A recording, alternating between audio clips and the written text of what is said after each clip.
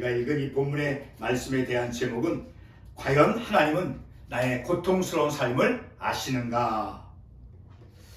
자, 오늘 우리가 이 본문의 말씀을 가지고 하나님의 말씀을 깨닫기를 원하는데, 제가 지금 말씀을 드린 이 제목과 같이 과연 하나님은 나의 지금 이 고통스러운 삶의 현실을 아시는가라는 그러한 의문을 갖고 오늘 본문의 말씀을 우리가 상고하기를 시작하기를 원합니다.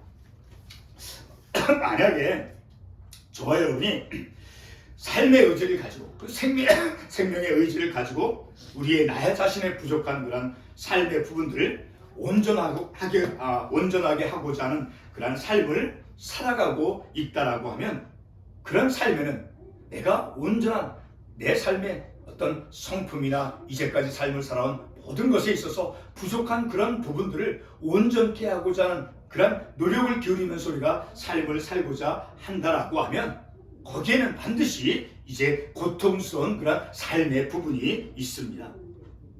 제가 이렇게 고통스러운 삶의 부분이 있다라는 것을 어떻게 증명할 수 있습니까? 예를 들어서 어떤 한 사람이 경제적인 그런 영역에서 돈을 버는 능력이나 그리고 그 물질을 관리하는 것에 능력이 부족한 채, 그러나 소비하고자 하는 그런 욕구가 과하여 경제적인 어려움에 처해서 삶을 살아갈 수 있을 것입니다. 만약 이 사람이 자신의 그런 취약한 경제적인 능력을 향상시켜서 온전한 삶을 살고자 애쓴다면 자신의 욕구와 현실 사이에서 괴리감을 느끼며 능력의 한계를 직면하게 될 것입니다. 그 결과로 자기가 자신이 계획하고 희망하는 것이 이제 그대로 실현이 되어지지 않을 때마다 삶의 고통스러움을 느끼며 살아갈 것입니다. 이와 같은 삶의 어려움을 그런데 누군가가 도와준다면 삶이 한결 나아질 수 있을 것입니다. 그러나 우리 각자의 인생은, 저와 여러분의 우리의 삶의 그 각자의 우리의 인생은 바로 오직 내 자신만이, 본인만이 이제 책임을 져야 하며 어느 누구도 우리의 삶을 대신해 줄 수 없는 것이죠. 우리 인생의 모든 문제는 바로 나 자신이 책임져야 한다는 것은 절대 법칙이죠. 그런데 그럼에도 우리 그리스도인은 하나님의 특별한 자비를 기대하고 구할 수 있습니다. 왜냐하면 우리는 전적으로 우리를 지으시고 구속하신 하나님께 의존되어져 있는 영적인 존재이기 때문입니다. 다시 말해서 하나님의 은혜로 삶을 살아가는 존재다라는 것이죠. 그러므로 우리의 어떤 문제도 하나님의 그 인식의 범주 안에 있다는 하나님께서 생각하고 있다라는 거예요. 다시 말해서 하나님은 우리의 고통스러운 삶에 대해서 무감각한 분이 결코 아니다라는 것이죠. 바로 우리가 사무엘상 2장 3절에서 8절의 말씀을 보게 되면 바로 그 한나가 하나님이 어떤 하나님이다라는 것을 말씀해 주었습니까? 바로 하나님은 지식의 하나님이시다라고 말씀해 주고 있습니다. 바로 지식의 하나님은 우리를 아시는 하나님이다라는 것이죠. 사무엘상 2장 3절 말씀을 제가 읽도록 하겠습니다. 심히 교만한 말을 다시 하지 말 것이며 오만한 말을 너희 입에서 내지 말지어다. 여호와는 지식의 하나님이시라 행동을 달아보시느니라. 자, 하나님께서는 지식의 하나님이시다라는 거예요. 그래서 우리 각자의 모든 삶을 하나님께서 보고 계시다라는 거예요. 마치 어떤 무게를 저울을 통해서 재는 것 같이 우리의 행동을 달아보신다라고 말씀하고 있습니다. 바로 하나님은 나의 그 고통의 삶을, 내가 지금 삶을 살아가는 그 삶이 고통스러운 그런 삶을 하나님은 아신다라는 거예요. 그러므로 내 고통스러운 삶을 하나님은 아시지 못한다라고 그렇게 말할 수 없다라는 거예요. 하나님은 우리의 고통스러운 삶을 보시며 아시는 지식의 하나님이시다는 거예요. 내 고통스러운 삶을 아신다라는 거예요. 그 삶을 바라보시는 하나님이시다라는 거예요. 바로 그러한 지식의 하나님이시다라고 사무엘상 2장에서 한나가 고백하고 있습니다. 오늘 본문의 하나님은 사무엘상, 방금 인용했던 사무엘상 2장 3절에서 말씀하신 지식의 하나님이심임을 보여주고 있습니다. 오늘 우리가 읽은 본문 23절 말씀에서 이스라엘 백성들이 고된 노동으로 인해서 탄식하며 부르짖었습니다. 이들의 탄식과 부르짖음을 하나님께서 들으시고 그리고 이스라엘 자손들의 조상인 아브라함과 이삭과 그 야곱에게 세운 언약을 기억하셨다라고 말씀하고 있습니다. 뿐만 아니라 고통으로 신음하는 그 이스라엘 백성들을 돌보셨다라고 말씀해 주고 있습니다.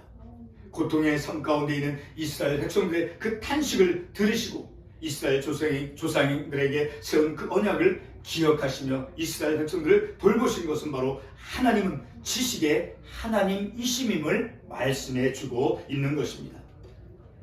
본문의 그 이스라엘의 하나님은 바로 인생들의 고통스러운 삶을 인식하시는 하나님이시다라는 거예요. 뿐만 아니라 고통받는 인생의 삶을 아시는 하나님은 사무엘상 2장 6절과 7절의 말씀을 우리가 인용한 것을 보게 되면 바로 인생의 생사화복을 그리고 가난과 부유케 됨을 그리고 높아짐과 낮아짐을 주관하시는 그 하나님이시다라고 말씀하고 있습니다. 이와 같은 하나님은 인간의 고통스러운 삶에서 하나님의 자비로움을 주시는 하나님이시다. 고통의 현실 가운데 있는 그런 고통의 삶 속에 있는 사람들에게 하나님의 자비를 주시는 그런 하나님이시다라는 것을 우리가 이 말씀을 통해서 알 수 있는 것이죠. 그러므로 내 자신이 이루 말할 수 없는 그런 고통스러운 삶의 현실 가운데 있다 할지라도 하나님은 내 어려운 삶을 외면한다 라고 우리가 말할 수 없다라는 것이죠. 본문 25절의 말씀을 보게 되면 이스라엘 백성들이 고된 노동으로 이제 탄식하는 그런 이스라엘 백성들을 위해서 하나님께서 취하신 그 행동이 어떠한 것인가를 말씀해 주고 있습니다. 바로 고통으로 그 탄식하는 그 고된 노동으로 인해서 고통으로 탄식하는 그 이스라엘 백성들을 위해서 하나님께서 취하신 그 하나님의 행동은 바로 그들의 조상들에게 약속했던 그 언약을 기억하시는 것이었습니다. 언약을 기억하시는 하나님의 행위는 바로 하나님이 생각하신다라고 하는 의미이죠. 창세기 8장 1절의 말씀에 보게 되면 하나님께서 방주에 있는 그 노아와 들짐승과 가축을 기억하신다라는 말씀이 있습니다. 여기서 하나님이 기억한다라고 하는 행위는 바로 노아를 도우시기 위해서 노아에게 향하시고 그리고 개입할 것을 작정한다라는 의미입니다. 노아를 기억하는 하나님의 행위는 바로 홍수를 멈추게 해주는 것이었고 그래서 8장 2절에 보게 되면 하늘에서 비가 그치며 하나님께서 노아를 생각하신다라고 하는 그 의미는 바로 하늘에서 내리는 그 비 홍수를 멈추게 해준다라고 하는 그 의미다라는 것이죠. 그리고 땅에 있는 홍수로 인한 그런 물을 줄어들게 하셨죠. 마침내는 노아와 그의 아내 그리고 아들들과 며느리들 그리고 모든 가축들이 방주에서 나오게 된 그런 하나님의 구원 행위를 가져왔습니다. 하나님께서 노아를 생각하셨다라고 하는 그 의미, 그것에 대한 결과는 바로 그 노아의 가족들, 그 노아의 방주에서 그리고 홍수를 멈추게 해주어서 바로 하나님의 구원 행위를 가져오게 되었다라는 것이죠.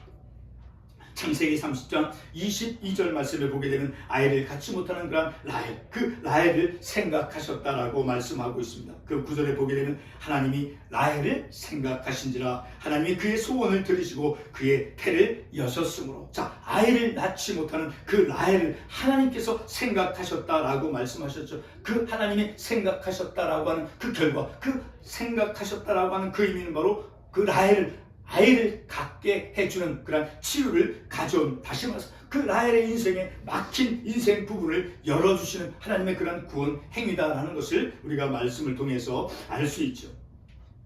아이를 갖지 못한 인생의 그 막혀져 있는 그런 부분을 가져왔던 그런 라헬을 생각해 주셨다는 인생의 답답한 그 막혀져 있는 그런 인생 가운데 그의 삶의 문제를 하나님께서 그녀를 생각해 주심으로 그녀의 삶의 문제가 해결이 됐다라는 것을 우리가 말씀을 통해서 알 수 있죠.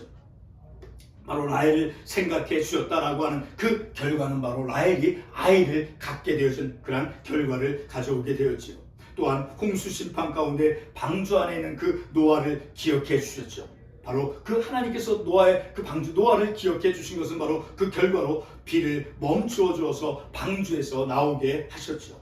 그리고 본문에 고통하는 그 이스라엘을 기억하셔서 모세를 통해서 이스라엘을 애굽에서 이끌어내는 출애굽을 가져왔습니다. 하나님께서 그의 백성들, 고통하는 그 현실 가운데 있는 백성들, 자녀들을 하나님께서 기억하시고 생각하신다라고 하는 것은 바로 하나님의 그 구원의 행위를 이제 가져오는 그런 의미다라는 것을 우리가 말씀을 통해서 알 수 있죠. 하나님께서 행하시는 그 기억하는 행위는 바로 자신의 백성의 그 고통스러운 삶을 치유하시는, 다시 말해서 그 삶을 다시 일으켜 세우시는 창조적 행위다라는 것을 우리가 말씀을 통해서 알 수 있게 되어지죠. 성도 여러분, 오늘 본문의 말씀에서 하나님이 보여준 그 구속적인 세 가지 행위들을 우리가 볼 수 있죠. 이스라엘의 고통 소리를 듣고, 그리고 하나님의 언약을 기억하시고, 그리고 그들을 돌보시는 행위인 것입니다. 백성들의 그 고통 소리를 들으시는 하나님이시다라는 거예요. 우리의 고통하는 그 신음 부르짖는 소리를 하나님께서는 들으신다라는 거예요. 외면하지 않으신다라는 거예요. 그리고 하나님의 언약을 저와 여러분에게 주신 하나님의 약속의 말씀, 하나님께서 그것을 기억하시는 하나님이시다라는 거예요. 그리고 하나님께서 백성들을 돌보아 주시는, 우리를 돌보아 주시는, 우리의 삶에 필요한 모든 것들을 공급해 주심을 통해서 돌보아 주시는 하나님, 기억해 주시는 하나님, 또 우리의 기도를 들어주시는 하나님, 그런 지식의 하나님이시다라는 거예요. 이러한 세 가지 행위는 바로 자신의 백성들을 이끌어 가시는 하나님의 구속 행위다라는 것입니다. 그러면 이와 같은 하나님의 구속 행위들은 오늘날 우리에게도 여전히 유효한 것입니까? 수요 예배 시간에 하이델베르크 요리문답 중 하나님의 섭리를 우리가 상고했듯이, 하나님은 자신의 백성들을 지금도 말씀을 통해서, 어떻게 말씀을 통해서 우리에게 주어진 성경 66권 이 말씀을 통해서 우리를 보존해 가시며 이끌어 가십니다. 본문 24절 말씀에서 하나님께서 하나님의 그 언약을 기억하심과 같이, 우리에게 주신 그 약속의 말씀, 오늘도 우리에게 주신 약속의 말씀을 통해서 우리들의 삶에 개입하셔서 우리의 고통스러운 삶을 다루어 가신다라는 것을 우리가 말씀을 통해서 깨닫죠. 바로 하나님은 우리의 고통스러운 삶의 현실을 어떻게 하나님께서 우리에게 주신 말씀으로, 그의 말씀으로 우리를 이끌어 가신다라는 거예요. 창세기 35장 10절로 13절까지 말씀해 보면 하나님께서 야곱에게 약속의 말씀을 주셨죠. 하나님께서 말씀으로 약속해 주었다는 거예요. 약속의 말씀으로 약속해 주신 것을 볼 수 있어요. 그리고 창세기 26장 2절로 5절 말씀에도 보게 되면 아브라함이 행한 것이 무엇이었습니까? 바로 하나님의 말씀을 순종했다라고 말씀에 기록되어 있죠. 하나님의 말씀을 순종하는 것, 말씀의 순종, 그리고 하나님께서는 말씀으로 그의 백성들에게 약속을 주시고, 바로 말씀으로 우리를 보존해 가시고 우리를 이끌어 가신다라는 거예요. 하나님께서는 아브라함, 이삭, 야곱에게 그 말씀을 통한 약속을 주시었고, 그리고 하나님의 말씀으로 그들의 삶을 인도해 가셨습니다. 말씀으로 우리를 인도해 가신다라는 거예요. 그리고 하나님께서는 이제 아이를 낳지 못하는 그런 라헬의 고통스러운 삶을 생각해 주셨죠. 기억해 주셨다라고 말씀하고 있죠. 그렇게 하나님께서 라헬의 고통스러운 삶을 생각해 주심으로 말미암아 사무엘상 2장 3절에서 여호와는 지식의 하나님이다라고 말씀하고 있습니다. 바로 지식의 하나님은 제가 조금 전에도 말씀을 드렸듯이 아는 하나님, 우리를 아시는 하나님, God who knows, 우리를 아시는 하나님, 지식의 하나님이시다라는 것을 우리가 분명히 말씀을 통해서 깨닫는 것이죠. 그래서 사무엘상 2장 3절에서 보게 되면 여호와는 지식의 하나님이다라고 말씀하고 있습니다. 그래서 교만하고 잘못된 말을 하지 말라라고 말씀하고 있습니다. 하나님은 왜 내 인생을 이렇게 힘들게 어려운 현실 가운데서만 그렇게 나를 내버려 두시는가라고 우리는 그런 교만한 말을 해서는 안 된다라는 것입니다. 바로 하나님 우리의 행동을 달아보시는 그런 지식의 하나님이시다라고 성경에서 우리에게 말씀하고 있습니다. 그러므로 우리는 우리의 인생에 잘못 살아온 것이 있다 하여 스스로 자신의 그 삶에 대해서 쉽게 나쁜 말을 해서는 결코 안 되는 것입니다. 왜 그렇습니까? 바로 하나님은 지식의 하나님이시며 우리의 행동들을 달아보시는 하나님이시기 때문인 것이죠. 하나님은 한나의 고통스러운 삶에 대해서 생각해 주셨습니다. 사무엘상 1장 19절 말씀에 보게 되면 이렇게 말씀에 기록되어 있습니다.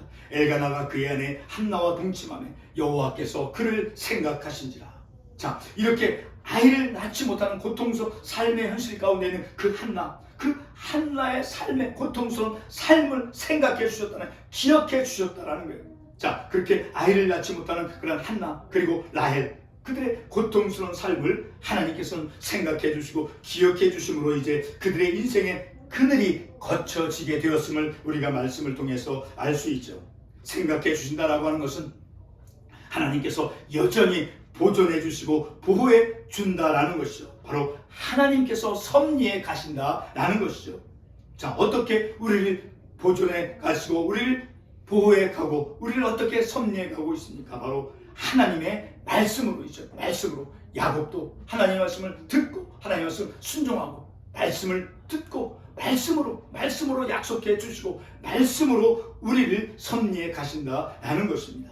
결론의 말씀을 드리겠습니다. 하나님은 결코 나의 고통스러운 삶을 외면하지 않으시는 하나님이십니다. 지식의 하나님이시기 때문이다라는 거예요. 왜 나의 고통스러운 삶을 외면하지 않으십니까? 왜 그렇습니까? 바로 하나님은 지식의 하나님이시기 때문이다라는, 아는 하나님, 아시는 하나님이기 때문이다라는 거예요.